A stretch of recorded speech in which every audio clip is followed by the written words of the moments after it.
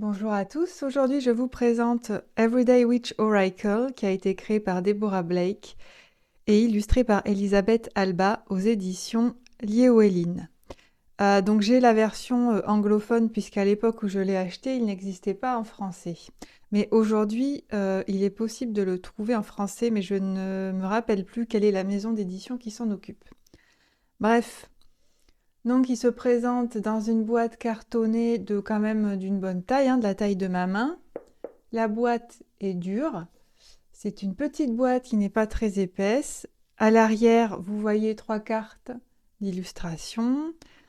Un petit mot sur cet oracle. Voilà, pas grand-chose à dire. C'est une boîte tout à fait classique qui s'ouvre sur le dessus. Donc à l'intérieur, ici c'est violet.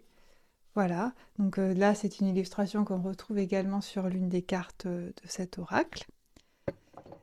Donc ce jeu vient avec un petit livret d'une quarantaine de pages environ, les différentes cartes que je vous montrerai plus en détail tout à l'heure. Le livret se présente comme ceci. Donc c'est un livret classique, vous avez un petit mot sur la créatrice et sur l'artiste. Ensuite, quelques pages sur c'est quoi un oracle, comment on peut travailler avec ce jeu. Voilà, on va dire, c'est vraiment du classique. Qu'est-ce qu'on doit savoir sur les cartes, présentées dans cet oracle, et ensuite on arrive aux cartes. Donc en fait, ce jeu est divisé en 4 éléments.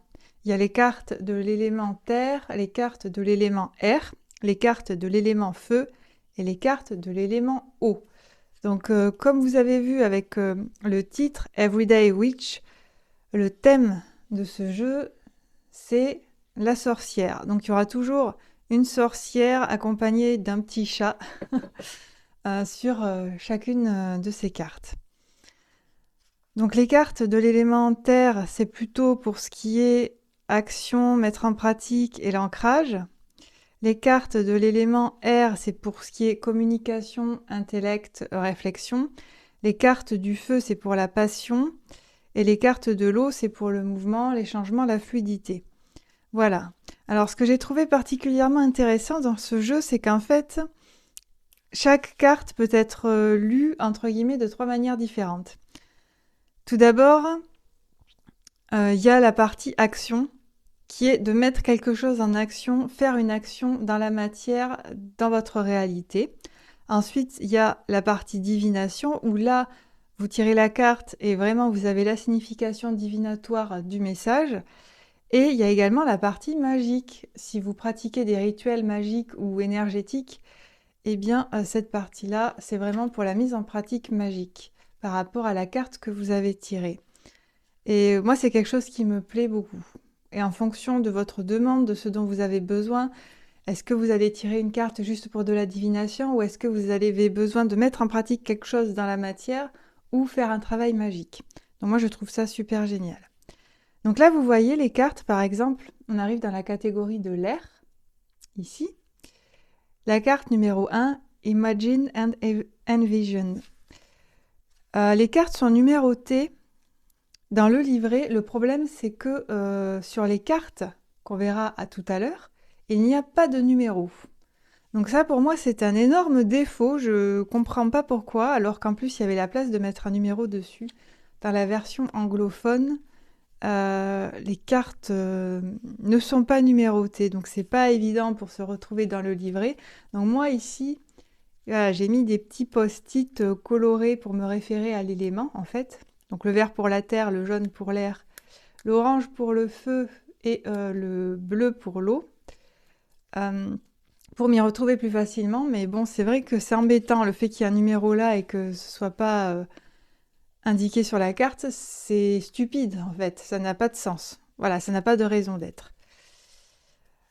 Donc voilà, c'est un petit livret qui est assez simple. Je dirais que dans son interprétation et même dans les travaux magiques, c'est efficace. Alors bon, au niveau de la magie, ça concerne surtout les débutants. Si vous êtes un praticien expérimenté, ouais, ça va peut-être vous faire sourire, c'est des petits travaux magiques accessibles à tous, mais on n'est pas dans une magie cérémonielle, ce sont pas des grands travaux magiques, quoi, hein. Voilà, petite magie accessible au plus grand nombre, je dirais. Donc, au niveau du livret, les pages sont des pages classiques, hein, elles ont l'air résistantes, mais bon, c'est standard. Là, la couverture, elle est plastifiée, ça se sent. À l'extérieur, en tout cas, mais à l'intérieur, non. Voilà, donc c'est un petit livret, vous voyez, hein, il fait juste la taille de la boîte. Bon, c'est largement suffisant. Alors certains vont peut-être être un peu tristes que les cartes ne sont pas représentées ici. C'est vrai que c'est dommage dans la mesure où il y a un numéro, mais que le numéro n'est pas indiqué sur la carte, ça aurait été plus facile peut-être de montrer directement la carte, mais bon, ça c'est que mon avis. Voilà, voilà. Alors les cartes, maintenant, on va les voir. Donc il n'y a pas beaucoup de cartes. Combien il y en a? Je sais plus. Je crois qu'il y en a une quarantaine à peu près, c'est pas énorme. Donc les cartes se présentent comme ceci. Elles font la même taille que la boîte, la même taille que le livret, donc c'est quand même une bonne taille de carte pour un oracle. Elles sont très souples, très très souples. Elles sont bien plastifiées et lisses. Au dos de la carte, vous avez les 4 éléments avec un chat qui représente chacun un élément. Des petites étoiles, ça c'est pour bien comprendre que c'est un jeu en lien avec la sorcellerie, je suppose, hein, ça fait un peu mystique, voilà. Oh, c'est amusant, ça fait un petit peu dessin enfantin, je trouve, mais moi ça me convient. Ça me convient comme jeu. Donc voilà, l'illustration prend toute la carte et ça c'est quelque chose que j'apprécie. Il n'y a pas de rebord, vraiment, tout est pris et l'illustration est assez complète. Et en bas, vous avez le nom de la carte. Et c'est là qu'il aurait été intéressant de mettre le numéro, puisqu'on voit un numéro dans le livret. Il aurait pu être mis ici, là, sur l'espèce de feuille, mais il n'a pas été indiqué, ce qui est bien dommage. En tout cas, dans l'édition que j'ai. Ça fait quelques années que je l'ai acheté maintenant, donc je ne sais pas s'il a été réédité depuis. Voilà, mais ce problème, je sais que ce problème de numéro avait été corrigé dans l'édition française.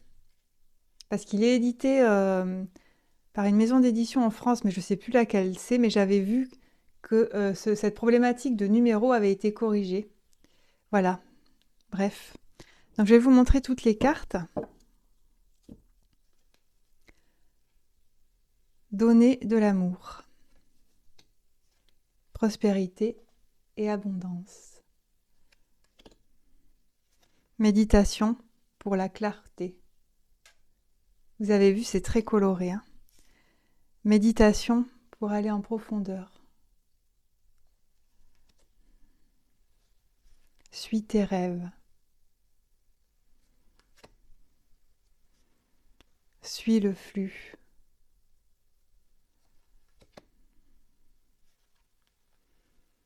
Purification de l'esprit et du corps. On voit bien les émotions, hein, des personnages là. On voit que la personne est vraiment détendue dans son bain de purification. Ici, on retrouve l'élément de l'eau. Voilà, c'est assez parlant. Agis pour ta passion. Inspiration et courage. Prière et souhait. Joie et bonheur. Soleil et étoiles. Apprends de la vie.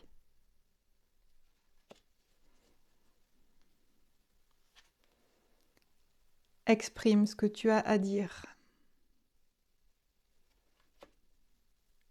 Méditation pour la créativité.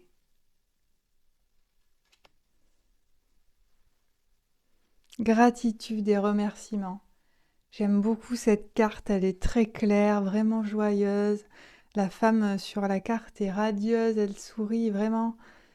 C'est très coloré, j'aime beaucoup.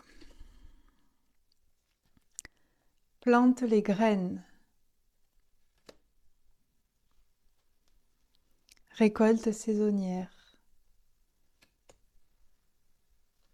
Connecte avec Gaïa. Connecte-toi à Gaïa. Méditation pour la paix et la sérénité. Ah, j'avais pas vu, mais il n'y a pas de chat sur cette carte. Il y a un petit toutou ici. Je n'avais pas fait attention. Pourtant, hein, je l'ai depuis un moment. Les eaux guérisseuses. Ah ben là, ouais, là, il y a un renard et pas un chat. Bon, finalement, chacun a un familier. Alors, il y a beaucoup de chats, mais il n'y a pas que des chats. Renaissance et réinvention. Renaître et se réinventer. Affirmation pour un changement positif. Ancré et centré.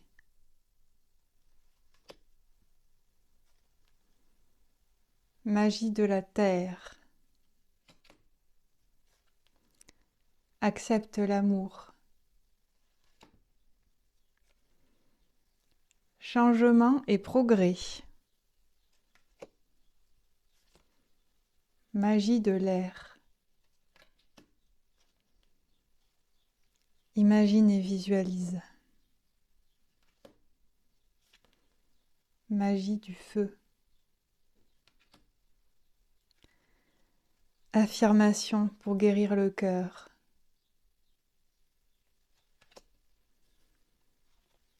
Hibernation et régénération.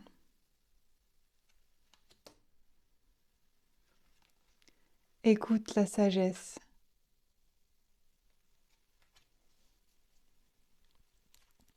Transformation et changement.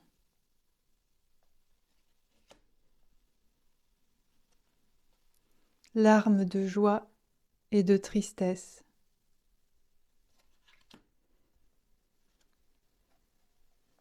Affirmation pour accroître.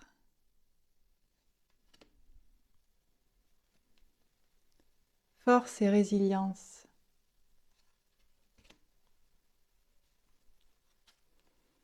Magie de l'eau.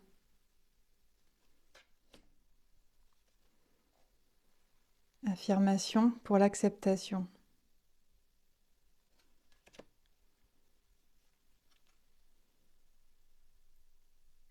Fais quelque chose.